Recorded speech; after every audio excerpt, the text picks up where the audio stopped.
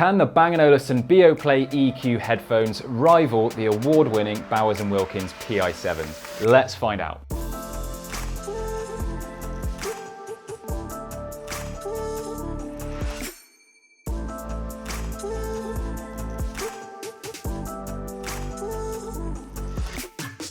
Hey guys, Jonathan here from Smart Home Sounds, a home audio visual retailer based in the UK, and I've got a very exciting video for you today. Now, I've had my eyes on these for a while now, and we finally had a chance to test them out. What are they? Well, these are the brand new Bang Olufsen Beoplay EQ True Wireless in-ear headphones. Now, before we get into it, if you could do the usual favour and drop me a like and subscribe to help us reach more B&O fans, I would really appreciate it. Now, these are now available on our website, and I'll pop the link in the description below if you want to check them out after the video. So we've got lots to cover, so we'll get right into the review. I will also be giving you my verdict on whether I think these headphones can challenge our current favourite premium in-ear headphones, the Bowers Wilkins PI7, at the end of the video, so stay tuned for that. So the true wireless in-ear headphone market is already pretty crowded, with offerings from Apple, Bowers Wilkins, Audio-Technica, Sony, the list goes on and on. So B&O did have their work cut out with creating a pair of in-ear headphones that's going to appeal to that higher end market and distinguish themselves at the same time. I love the fact we've got truly wireless in-ear headphones now. It's hassle-free, there's none of that ear fatigue that you get with over-ear headphones. I mean, you pretty much don't even notice them in your ears. Now, this is not the first time that Bang & Olufsen have made some wireless in-ear headphones. We've already had the E8 and the E8 Sport, but these EQs have been designed to be more of a premium option, offering a higher form of sound quality and also active noise cancellation rather than passive. So don't worry, I will be testing that out thoroughly in a little bit. So the EQs are sold at a price of $349 for the pair, so they're priced well and truly in the higher price bracket. So as always, let's take a closer look at the design of these. So first things first, we need to talk about this case because I think it deserves some appreciation. It's an anodized, pearl blasted, spacecraft grade aluminium case, which not only sounds pretty epic, but it looks fantastic in my opinion, and it feels really smooth and premium. You might ask me what's so good about having a tough case? Well, I'm going to be throwing these in a rucksack and constantly being picked up and put down on hard surfaces, and the last thing you want when you buy your brand new earphones is a giant scratch on the case or the lid breaks because you dropped them. I think these will definitely stand the test of time. I like the B&O logo etched discreetly on the front here. The case feels solid but lightweight, and it's small enough just to tuck into your pocket without hardly noticing they're there. I would say it's pretty much like a car key. When you open the case, the earphones are magnetically housed in here. So if I try and shake them out, they're not going to be falling out, which is great if you're like me and a bit clumsy. I also love how the case opens and closes. It's the sort of thing I'd have near me when I'm working and annoy everybody in the office just by opening and closing it like that. So if we take a look at the actual earphones close up then, again, like with all B&O products, their design and build quality, I think, is one of their best features. They feel solid, they feel robust and well put together. I'm a fan of the design, and I think a lot of people will find these appealing. Now, they are available in two colour options, this sand colour, which I have here, and a black version. Now, these are a world away from your cheap plasticky earphones that you can buy on Amazon for about £50. So you can definitely tell these are built to last, but I would expect this from a set of headphones that cost £349. So in the box, you are also provided with 4 sizes of silicone tips ranging from extra small to large. So you should find a size that fits neatly in your ear. Now, I would recommend just experimenting with each one to find a comfortable fit, as that will impair the sound quality if it's not quite the right fit. I was able to find a good fit with the medium ear tips, and they sit firmly in my ears. I was able to go for a run with them and they didn't move. I did a few gym sessions, some strolls through the park, and they didn't really budge, so I have no complaints with the fit. Once you have found the right ear tip, that is. You're also provided with one size of Comply Sport 200 ear tips, which I presume is for a better fit when exercising. Now, I would say overall, these are probably one of the most comfortable pairs of headphones that I've ever tested. Now, you do have touch controls on both earbuds with the EQs.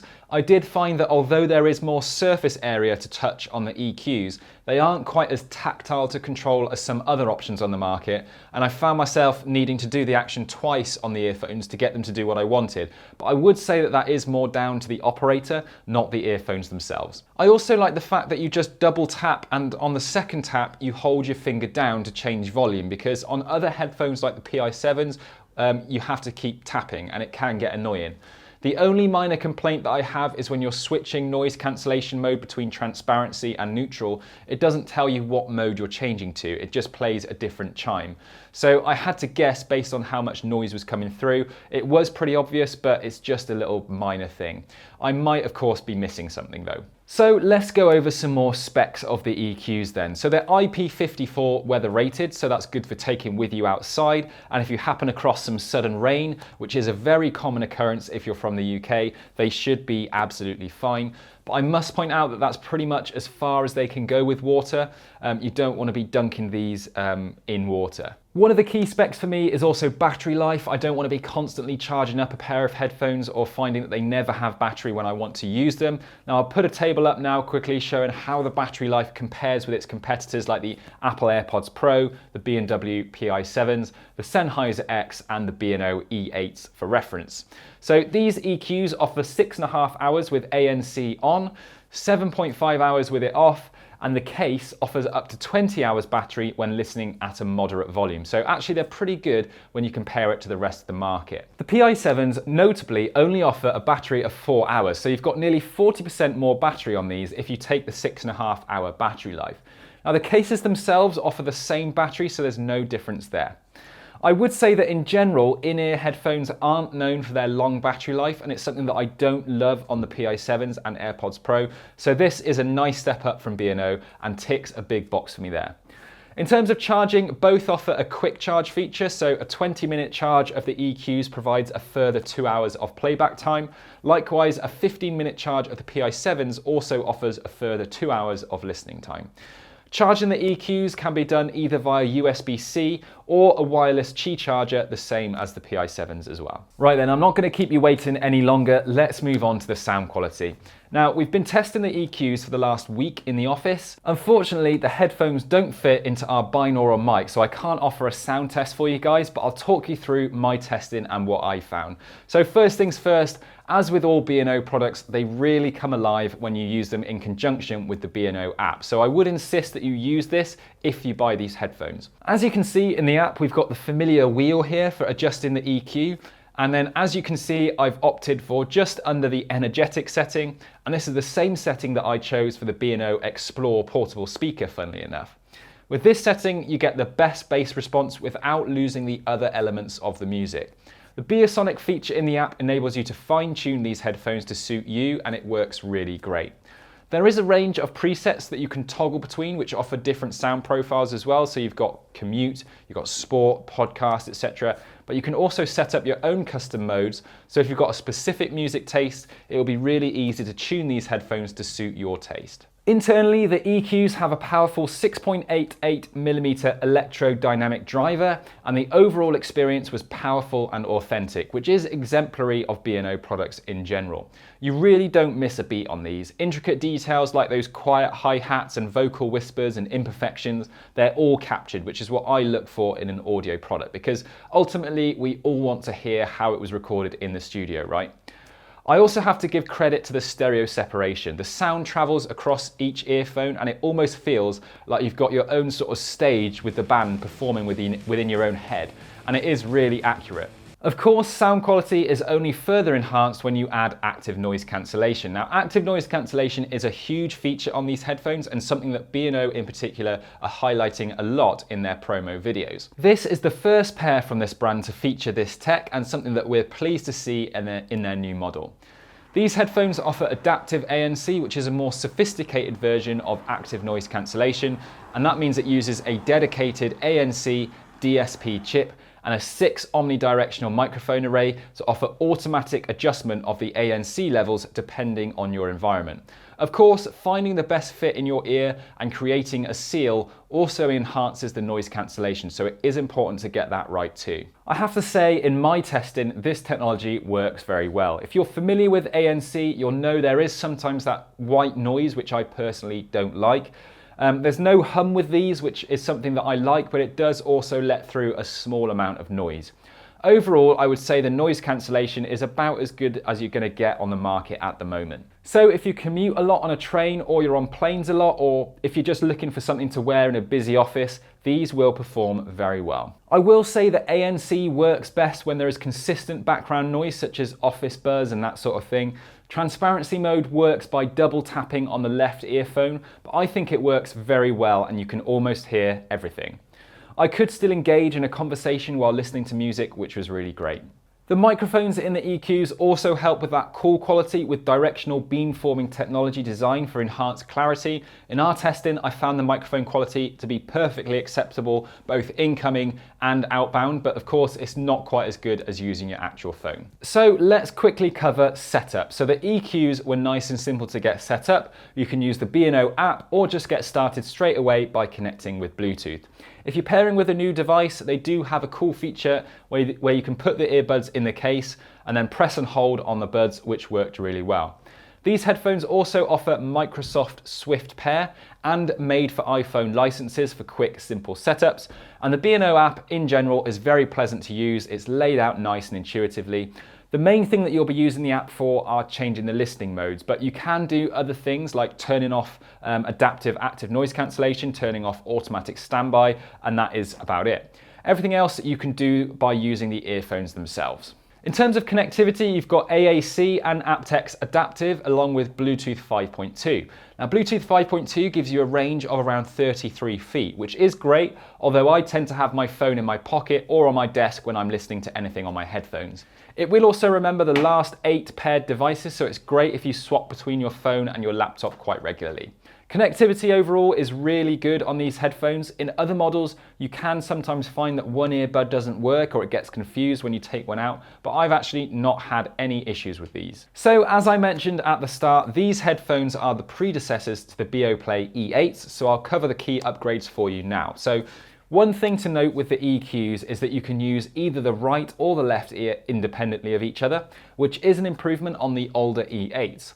Now this is a nice feature that I've actually used a lot in the office to listen to music without shutting myself off completely. I would also say that the case is a step up from design on the E8s, and the overall look and feel of the EQ is more premium for sure. So then that's my review of the EQs, but the big question that I have here is, can these rival the Bowers Wilkins PI7s? So first things first, looking at the cases, they are clearly going for different designs, but I would say that the B&O feels that just that little bit more premium. I don't dislike the design of the Bowers Wilkins, but they do feel a little bit more plasticky. Oh, that's a satisfying clip. Ooh. One thing to note though is that the PI7s do have a new feature called audio retransmission, which means that they can be used to retransmit audio from, say, in-flight entertainment or any other analog source via the USB-C. Opening them up, you can see the design of the earbuds is pretty different. The EQs are quite a bit bigger than the PI7s, and they do look bigger in your ear. They are, however, the same weight, which is 8 grams per earbud, and I found that ear fatigue is pretty comparable having tested them both out. Having said that, I found these EQs slightly easier to wear over longer periods than the PI7s. I think because they're just that little bit larger in surface area, they feel like a more secure fit in your ear than the PI7s, though the PI7s are in no way bad at all for comfort. The touch controls on the EQs are a little bit harder to use than the PI7s. It might be because you can see these little, well, you might not be able to see them, little circular ridges on the PI7s as a guide, but there's nothing to go on with the EQs. Now both come in 2 different color options, white with gold and black with gold for the PI7s, and then black or sand for the EQs. Personally, I think I prefer the design of the PI7 slightly. They're just more suited to me. But in our office, they vote that EQs come out on top, so it's definitely down to personal opinion. A big differentiator for me is that the EQs have nearly 40% more battery life, which is very notable when comparing these two headphones. And I can see that being a very tempting feature to sway you in the direction of the EQs. In terms of sound quality, this was an interesting test. I think for me personally, I found the PI7s offered extra bass and detail. I did spend a bit of time putting the EQs on, then pausing and then resuming on the PI7s and vice versa. And I do have to say, when all is said and done, I did prefer the listening experience overall slightly on the PI7s. However, being able to play around with the EQ on the EQs is a great to have, and you might find real value in that.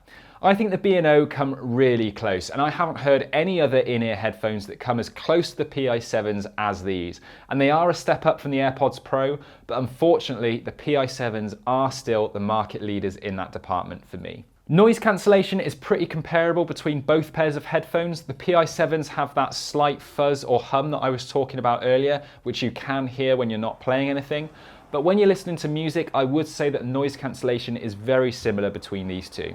I just wish that both pairs of headphones told you which mode you're in when you change. That's something Sony do really well, which is a nice way of being sure what mode you're in. Another thing worth noting is that the EQs have Bluetooth 5.2, which is a slight improvement on the Bluetooth 5.0 in the PI7s. So then, to answer the question, can these rival the PI7s? Yes, they most certainly can. If you gave me £350 and said, which are you going to buy? I would opt for the PI7s purely because I think they just pip these sound quality wise. However, I can see how a lot of people would be tempted by the EQs due to that build quality, the overall usability, and the better battery life. It is a very tough call and one that only you can answer. So then guys, that's the end of the review. Sorry it was a bit of a long one today, but we do try and be as detailed as possible.